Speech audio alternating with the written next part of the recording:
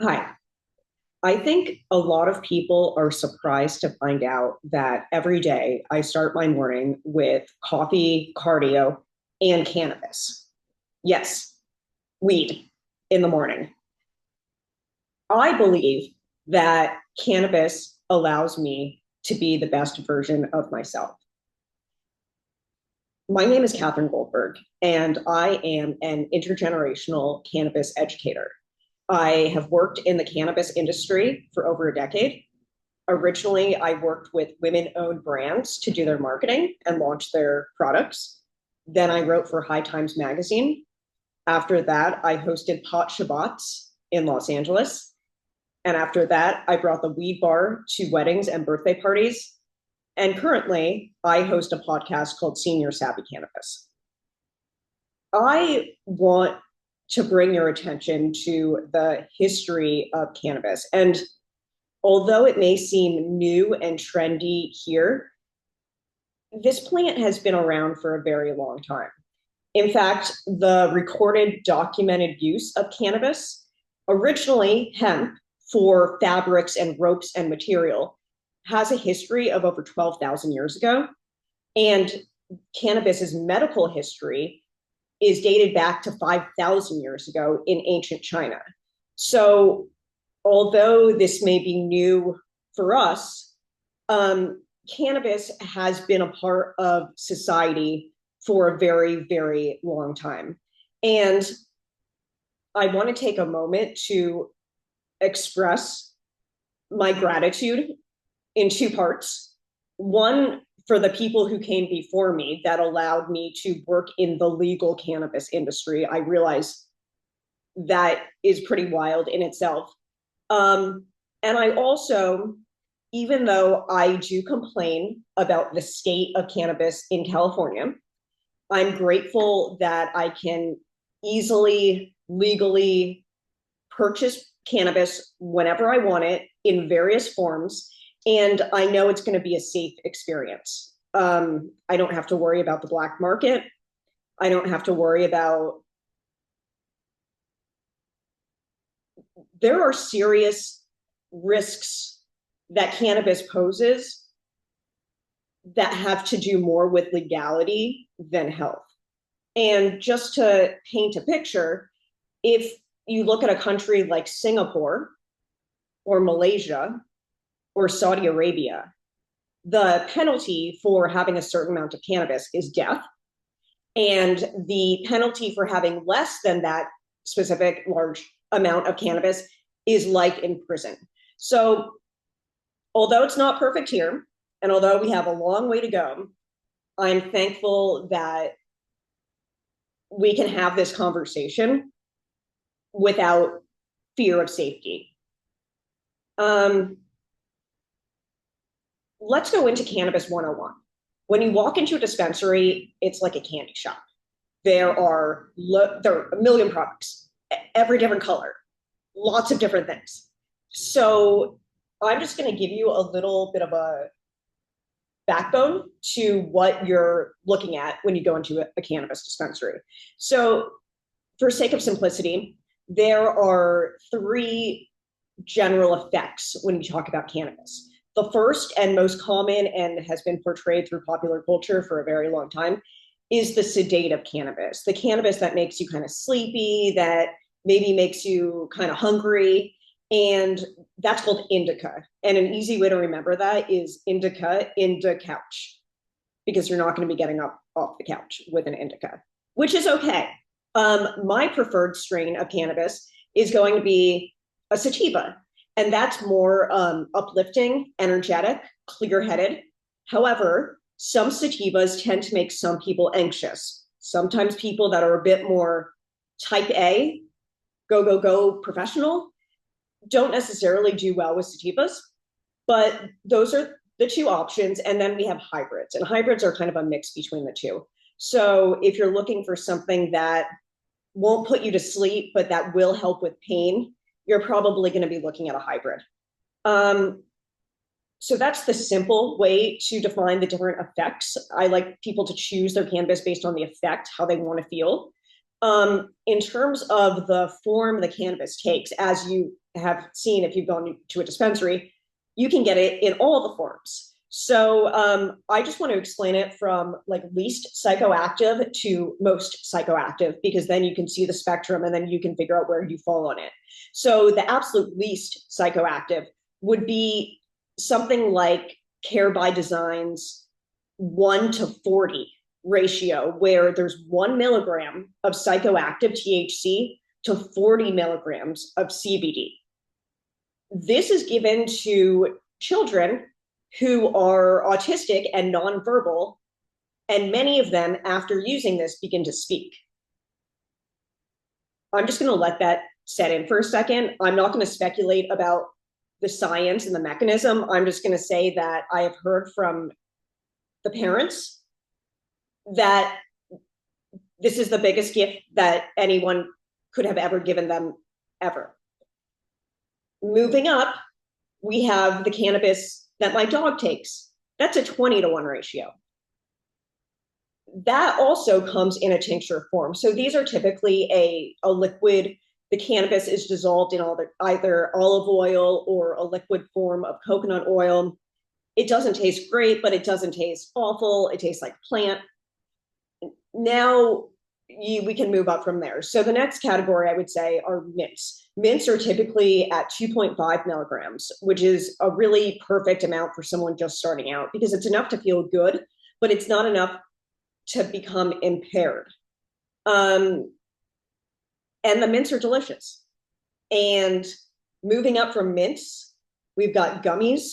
And I know everyone's grandpa takes a half a gummy to sleep, and that's amazing because they do help a lot of people for a lot of different issues. Gummies typically come in about 10 milligrams, which is the standard dose, but 10 milligrams is too much for a lot of people. So a lot of people cut up their gummy into either half or quarters and then take a tweezer and eat the 2.5 part of the gummy, and that's often enough. Of course, you can run into problems because the gummy tastes good and you want another one because they don't hit right away. So you can overindulge. We'll talk about that in a bit. But gummies are generally, they're I think the most consumer-friendly version of cannabis. Then you get into cannabis flower that you can smoke or vaporize. And then for the people who have the highest tolerances that want to get the most high, there are cannabis concentrates. And like vanilla extract, where it's a concentrated form of the vanilla bean, cannabis extracts are a concentrated form of the cannabis plant. And it often comes in kind of a waxy substance that can be smoked. So when people talk about how cannabis has become so potent since 70s, 80s, whatever it was, this is what they're talking about. And it's true. We'll get to that in a second. So let's just talk about the types of conditions cannabis can help with. It can help with pain. It can help with appetite, increasing your appetite. It can help reduce inflammation. It can help with nausea. It can help with a lot of really kind of fundamental things that can get in the way of living your best life. Someone who is in pain and suffering probably isn't going to be the most pleasant to themselves or the people around them, and they're probably not going to really be able to engage with the world in the way they want to, in a way that's most meaningful. So although cannabis cannot fix everything, it is not the solution for every problem, it does get to the root of a lot of problems. And when that becomes more balanced, I think people are more inclined to tackle the issues that are ailing them. Let's just talk, going back for 1 second, about overconsumption. So the first thing to know is that no one has ever died from overconsumption of overdosing on cannabis.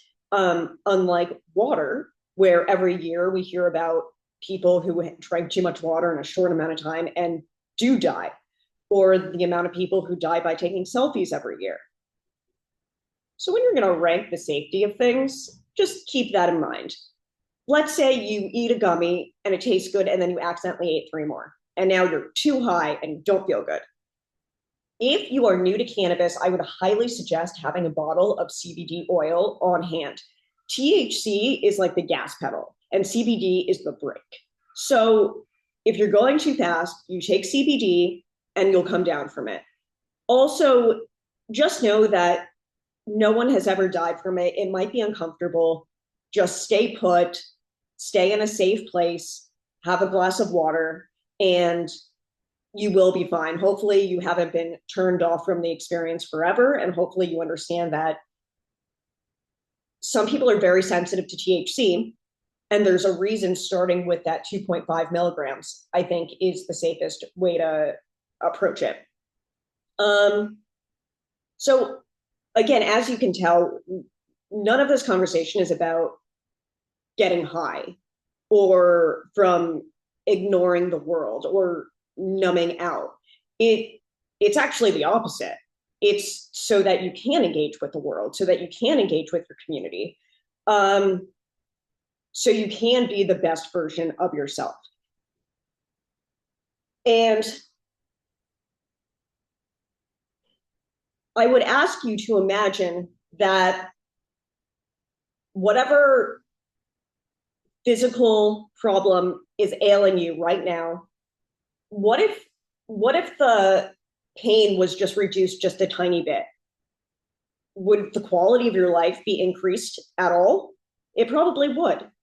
So I think we're talking about something that's quite different than what's being discussed or has been discussed in the past. I think the only other person who's talked about cannabis in this way is Carl Sagan, who talked about how it's this tool to cultivate empathy and compassion, and that's what our society needs right now. And I think the way that cannabis does cultivate empathy and compassion is that it very much shrinks the ego. You get out of your head.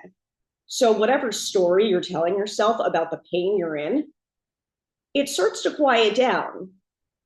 And then lo and behold, you seem to be in a little less pain. So again, this is not for the sake of getting stoned. If you want to get stoned, go for it.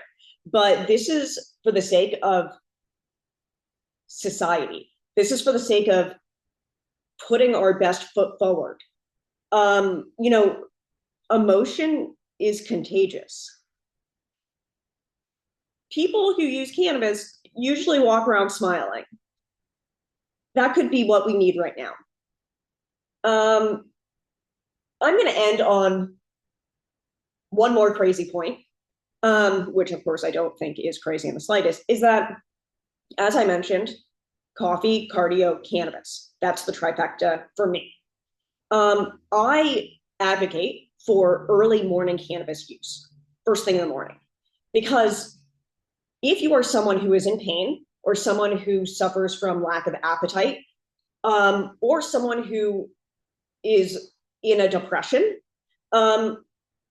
using cannabis first thing could be the activity that kickstarts everything else. If you're in a little bit less pain, maybe you'll be a little bit more mobile, and maybe moving a little bit will get you outside.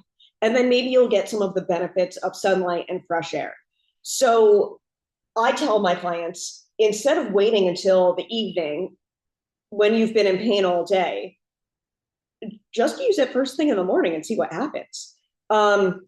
Make sure you don't have anywhere to be and see if it improves your life. I can tell you that exercise and cannabis is one of those things where once you figure it out, you can never go back.